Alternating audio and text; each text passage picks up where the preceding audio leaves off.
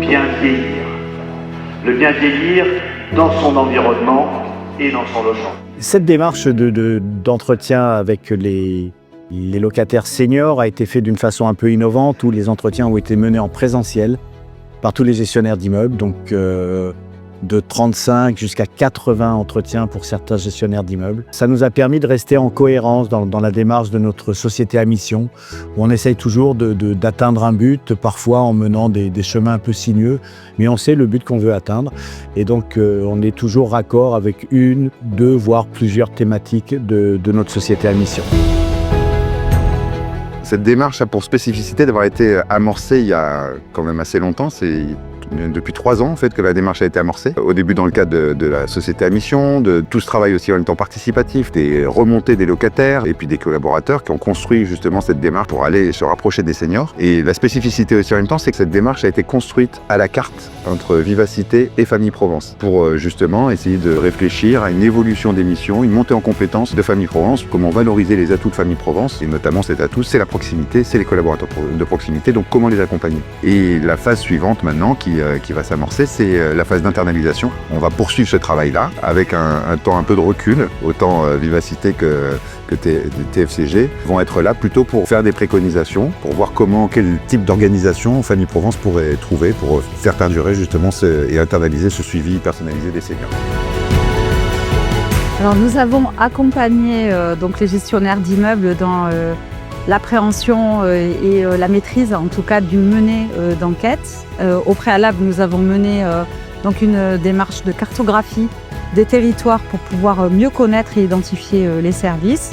Et puis ensuite, tout au long de la menée des enquêtes auprès des locataires, donc on a été en appui et en suivi de leurs difficultés, mais aussi des niveaux de réponse, ce qui a permis en tout cas d'arriver à 94% de taux de pénétration, ce qui est énorme pour une enquête auprès de 1100 locataires.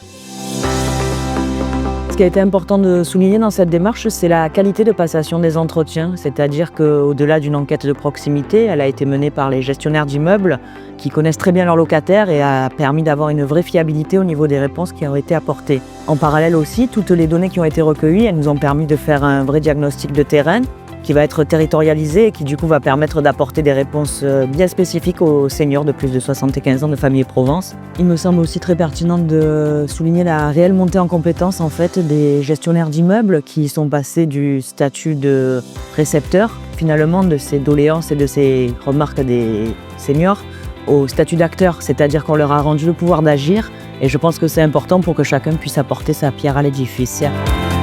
Alors je me présente, Monsieur Inajar El Mehdi, je suis responsable de groupe chez Famille Provence sur le secteur d'Ancagnan et Aix-en-Provence.